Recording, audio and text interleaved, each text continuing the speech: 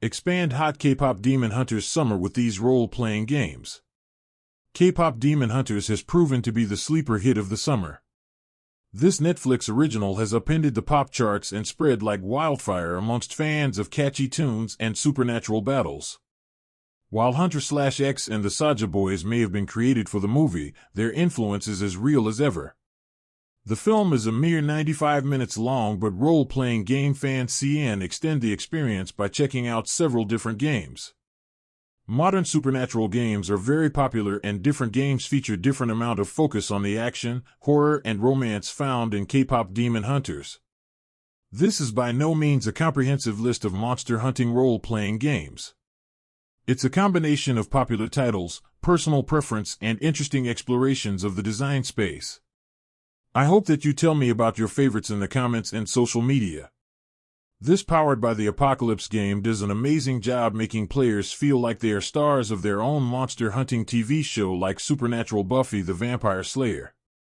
Everyone selects a playbook, such as the chosen or the monstrous, and makes choices not just for their character but also for the dynamic of the group plus how the forces of darkness in the world work. Even if you're not a fan of this style of game, Monster of the Week contains fantastic advice for running modern games full of investigation, horror, and action. The game recently released 2 expansions, one for each side of the table, full of great new options and advice. Slayer's Survival Guide offers new playbooks for individuals and the whole team with new ways to put the bad guys down. Huntr's Journal takes a deep dive into all the playbooks in the game to give players more control over their story, and Keeper's advice on how to complicate the story. Most of the modern supernatural fantasy world owes a debt to World of Darkness, which helped expand the concept of a modern world full of hidden monsters over the better part of the decade.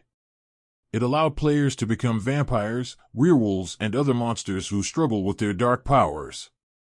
Huntr: The Reckoning puts players in the role of regular people who know monsters are real and can't go back to their old, boring lives. The current iteration of the game gives characters touchstones who are people that connect the main characters back to the normal world. In the case of Hunters, these are often the folks they are fighting for, such as loved ones, friends, and others who they don't want to discover the truth about the world. This gives players a chance to play out some tender, quiet scenes in between the blades and the blood. Oftentimes, demon hunters are part of secretive organizations or bloodlines with thousand-year histories. In the modern world, it seems like there would be at least one Silicon Valley startup looking to disrupt the monster-slaying industry. That's the premise of iHunt, where characters are killing monsters in the gig economy.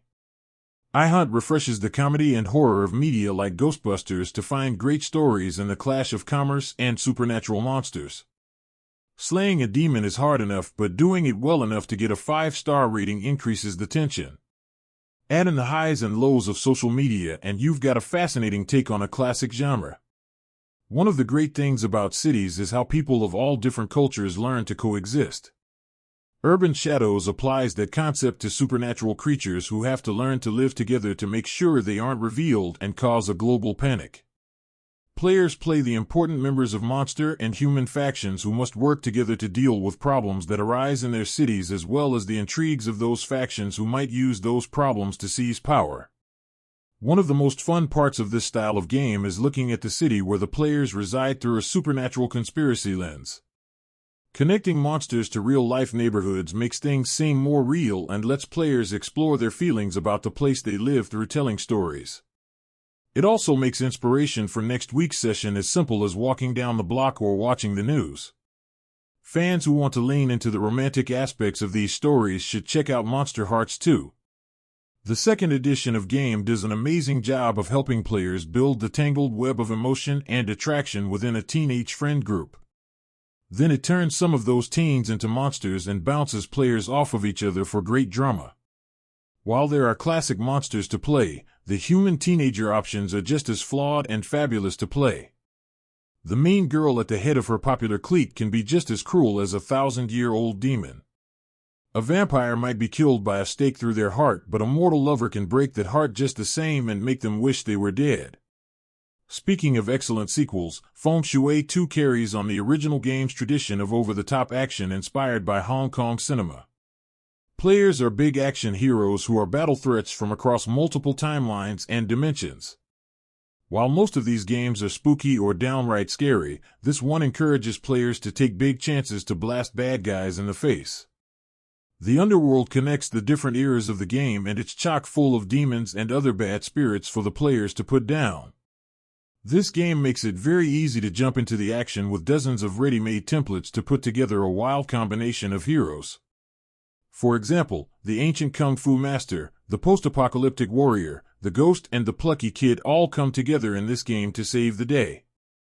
KPop Demon Hunters is now playing on Netflix. The games mentioned in this list can be purchased directly from the publishers, through online retailers, and at friendly local gaming stores.